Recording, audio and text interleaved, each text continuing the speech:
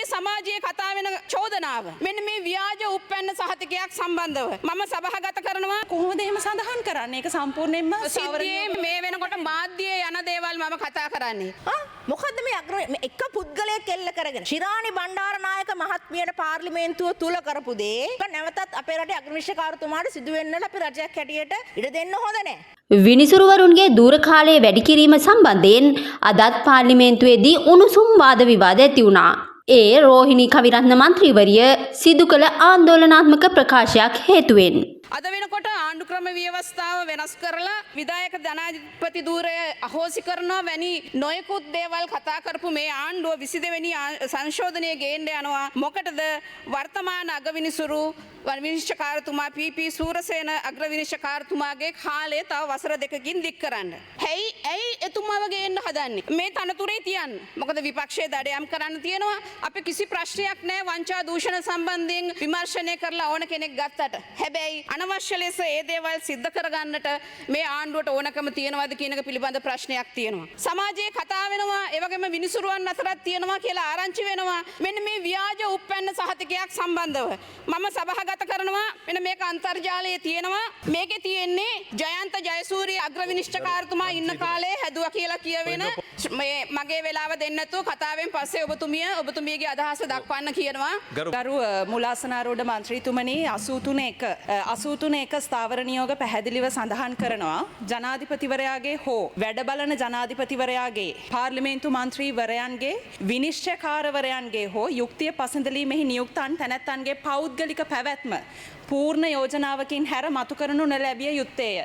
දැන් මෙතන පූර්ණ යෝජනාවක් නැතුව කොහොමද අගවිනිසුරුතුමා හෝ වෙනත් යම් විනිශ්චයකාරවරයෙක්ගේ හෝ නමක් නිශ්චිතව සඳහන් කරමින් ඔවුන්ගේ පෞද්ගලික පැවැත්ම පිළිබඳව මෙතන විවාද කරන්නේ? එතකොට ආණ්ඩුවක් නටවන ආණ්ඩුවේ නැට්ටක් වෙලා තියෙනවා කියලා කොහොමද එහෙම සඳහන් කරන්නේ? ඒක සම්පූර්ණයෙන්ම සිද්ධියේ මේ වෙනකොට මාන දේවල් මම කතා කරන්නේ. මේ පිළිබඳව පරීක්ෂණ කරන්න කියලායි මම ඉල්ලන්නේ. ලක්මාලි හේමචන්ද්‍ර මන්ත්‍රීවරියද ඊට ප්‍රතිචාර දැක්වුවා. මේ අපේ රෝහිණී කවිරත්න මන්ත්‍රීතුමිය ඉතා බරපතල ප්‍රකාශ වගේක් මේ කළා මේ පාර්ලිමේන්තුව තුළ. අපි මතක් කරගන්නට ඕන මේ පාර්ලිමේන්තුව අධිකරණයට එරෙහිව පාවිච්චි වෙච්ච තැනක්. පාර්ලිමේන්තු තේරීම්කාරක සභාවක් පත් කරලා කිසිදු සුදුසුකමක් නැති මන්ත්‍රීවරුන්නේ තේරීම්කාරක සභාවට පත් කරලා කිසිම පදනමක් නොමැතිව අයුතු චෝදනා නගලා රටේ ප්‍රථම අග්‍රවිනිශ්චයකාරතුමියව ඉවත් කරපු ආයතනයක් මේ පාර්ලිමේන්තුව. විනිසුරුවරුන්ට එරෙහිව ප්‍රකාශ කරන්නට නිදහසේ පාවිච්චි කරන ආයතනයක් මේ පාර්ලිමේන්තුව. මම හිතන්නේ අපේ රජයේ කාලයේදී ඒ කාරණේ සිද්ධ වීමට ඉඩ නොතැබිය නොහැකි. දැන් රෝහිණී කවිරත්න මන්ත්‍රීතුමිය ඇවිල්ලා ඉතාම නිදහසේ කිසිදු ලැජ්ජාවක් කිසිදු කියන්නේ කිසිම ආකාරයෙන් හිතන්නේ නැතුව කියනවා අග්‍රවිනිශ්චයකාරතුමාව නටවන්නේ ආණ්ඩුවලු. අග්‍රවිනිශ්චයකාරතුමාට එරෙහිව මේ පාර්ලිමේන්තුවේ මෙහෙම ප්‍රකාශ කරන්න පුළුවන්ද? මේ රටේ අග්‍රවිනිශ්චයකාරතුමාට එරෙහිව. දැන් එහෙම කියද්දි හාපැත්තින නීතිඥවරුන්ගේ කටවල මොනවක්වත් නැහැ. ඒගොල්ලෝ මුකුත් කියන්නේ නැහැ. ඒගොල්ලොත් ඒකට උල්පන්දම් දෙන්න තමයි ඉන්නේ. මේ රටේ උපරිමාධිකරණය, ශ්‍රේෂ්ඨාධිකරණය, අග්‍රවිනිශ්චයකාරතුමා එතුමාට එරෙහිව මේ වගේ චෝදනා කරන්න කොහොමද මේ පාර්ලිමේන්තුව පාවිච්චි කරන්නේ? අපි මේකේ සීමාවක් හදා ගන්නට අවශ්‍යයි. ඕනෑම නීතියක් සම්බන්ධව බොහොම ස්තුතියි මට ප්‍රතියක් ලබා දෙන්න. ඕනෑම නීතියක් සම්බන්ධව ඕනෑම මේ ව්‍යවස්ථා සංශෝධනයක් සම්බන්ධව විවේචන කරන එක ඒක කමක් නැහැ කරන්න. නමුත් මොනවා හරි හැමෝටම පිළිගන්න පුළුවන්, හැමෝටම තේරෙන භාෂාවෙන් හැමෝටම පිළිගන්න පුළුවන්.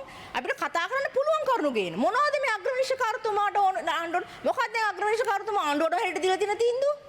මොකද්ද මේ එක පුද්ගලයෙක් එල්ල කරගෙන ශිරාණි බණ්ඩාරනායක මහත්මියට පාර්ලිමේන්තුව තුල කරපු දේ ඒ ආකාරයෙන්ම පාර්ලිමේන්තුවෙන් පිටත හෝ මේ පාර්ලිමේන්තුව තුල නැවතත් අපේ රටේ අග්‍රවිනිශ්චයකාරතුමාට සිදු වෙන්නට අපි රජයක් හැටියට ඉඩ දෙන්න හොඳ නැහැ. අධිකරණයේ ස්වාධීනත්වයේ කියන නාමයෙන් මිනිසුරුවරුන්ට පහර දෙන එක වහාම නතර කරන්න ඕන පාර්ලිමේන්තුව. ඔබතුමාගෙන් ඉල්ලා සිටිනවා ඒ සම්බන්ධව ක්‍රියාත්මක වෙන්න කියලා මූලාසනයේ සිටින අවස්ථාවන්වලදී. බොහොම ස්තුතියි.